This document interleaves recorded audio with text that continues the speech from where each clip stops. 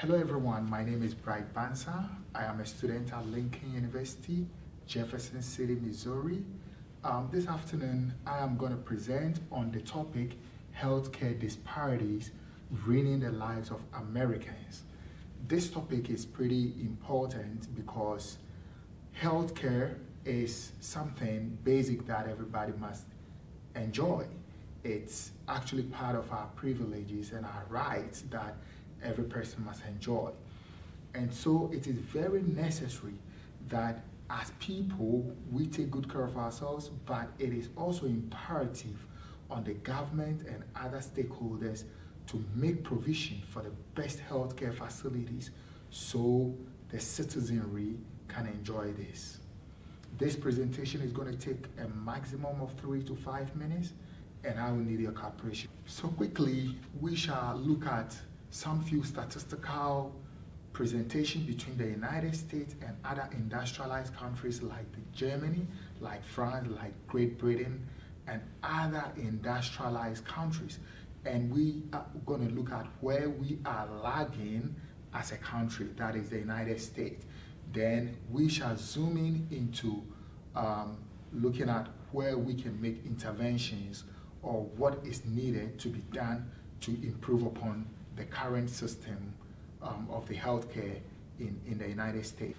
It will interest you to know that whilst a country like Iceland has 0.7 live births per 1,000, a country like United States has 5.9. That is really huge. That is huge for a country like the United States, a developed country. And then also, the obesity rate of the United States is as twice as the threshold set by the OECD for advanced countries. Compared to other industrialized countries, America has higher number of hospitalization in the country compared to other industrialized nations, as well as fewer physicians. And when it comes to preventable diseases, the United States records higher number of people for hospitalization compared to countries like France, Germany, and other industrialized countries. Finally, America has the least number of people who enjoy medical care using the health insurance system compared to their peers who are also advanced. Now, we shall quickly be looking at if these are the problems, if this is what the statistics is saying, then what can be done to improve upon the system so that the American citizens can have the best of medical care they require. But even before we do that, one will ask, what is the magnitude of the problem? The magnitude is that people who live in less deprived areas of America are dying. We have majority of them who are unable to afford to pay physicians, and so when they are sick, they either sit home and die, or their problems or the health situation escalates to something else. Aside from that, people whose incomes are very minimal or less have the high probability of developing heart diseases and other preventable diseases, as well as their children. That is even the most worrying aspect of it. The younger ones also have the probability of developing heart diseases and other preventable diseases. This cannot continue like this.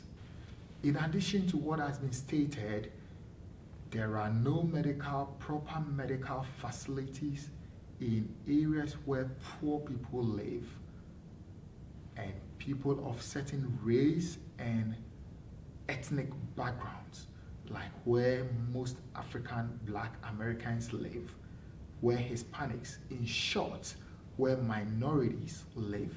They do not have proper medical facilities. I know that quickly what somebody will ask is, okay, what is the way forward? Right. So, just like Canada, the United Kingdom have done, the United States can learn from them. They have what we call the single payer system.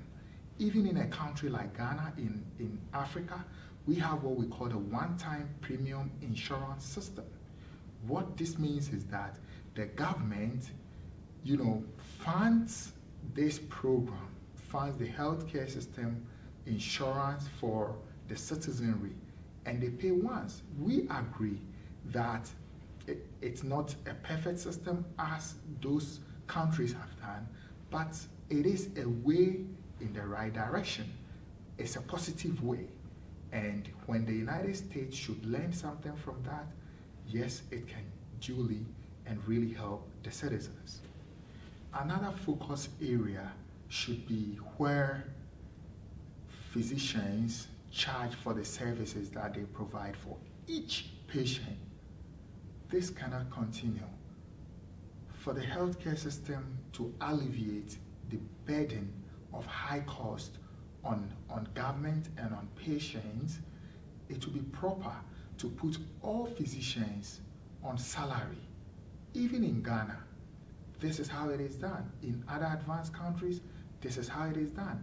In the United States of America, a state like Ohio has implemented a system like that. Doing that will go a long way to reduce the high cost of medical care on government and on other stakeholders. Having said this, we shall again make proposal that hospitals of medical practitioners should use checklists and also engage in frequent hygienic protocols in order to reduce errors that occur during medical procedures that leave the patient, leave the hospital or medical facility, and have to come back again just because sometimes of cross-infections or cross-contaminations. Things like this can be done to reduce the cost that is put on the patients or people who visit the medical facility.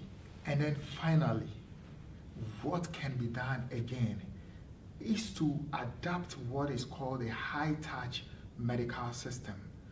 This model is a form of an integrated healthcare system whereby healthcare practitioners move even away from their hospitals or medical facilities and constantly keep in touch with patients who visit them to check on them, to advise them on some petty things to do to keep safe in order not to get sicker and come back to the medical facility or hospital for an advanced care again, whereby they would again incur additional costs to what already they have incurred. Ladies and gentlemen, doing these basic things will go a long way to reduce the medical cost burden on government and any other person who uses the medical facility. My name again is Bright Bansa, and I'm really happy to engage you.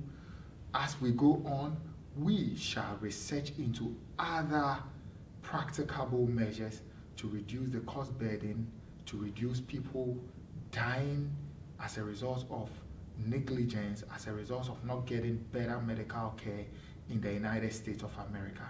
And I wish to say thank you very much for your time. Have a good day and take care of yourself. COVID is real. Cover your nose, keep social distancing, and keep good personal hygiene. Thank you once again. Bye.